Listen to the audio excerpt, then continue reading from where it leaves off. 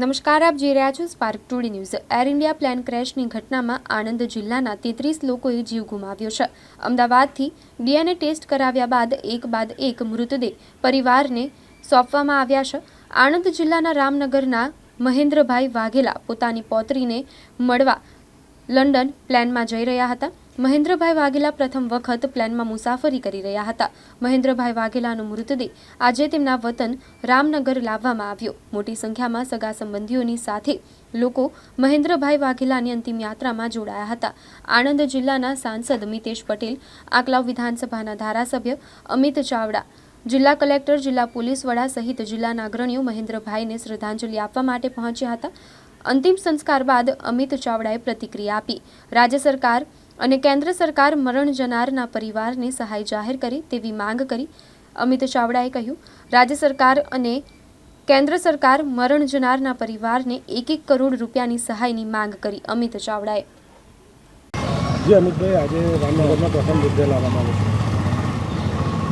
ગુજરાતમાં અમદાવાદમાં જે રીતે ગોઝારી દુર્ઘટના બનીને પ્લેન ક્રેશ થયું, લગભગ 200 કરતાં વધારે લોકોના જીવ ગયા।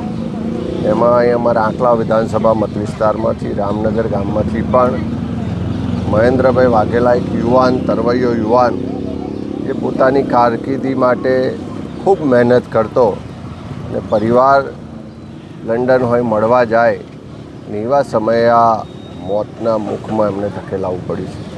અને આજે એમનો પાર્થિવ દેહ અહીંયા ગામમાં લાવવામાં આવ્યો છે। બધાએ ખૂબ દુઃખ સાથે, ગમ સાથે શ્રદ્ધાંજલિ પણ પાઠવી છે।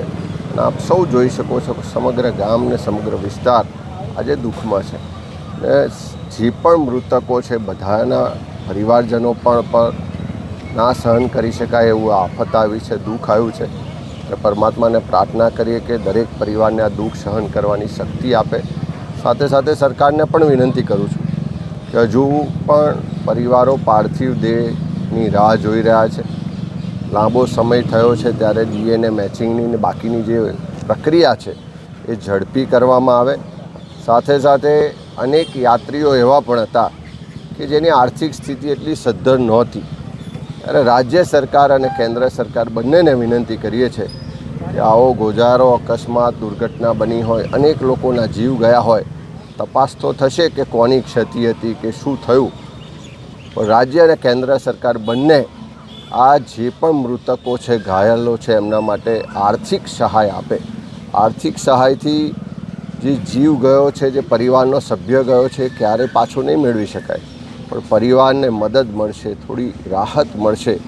જે રીતે એરલાઇન્સ કંપનીએ આર્થિક મદદની જાહેરાત કરી છે, એવી રાજ્ય સરકાર અને કેન્દ્ર સરકાર પણ આર્થિક મદદ જાહેર કરે।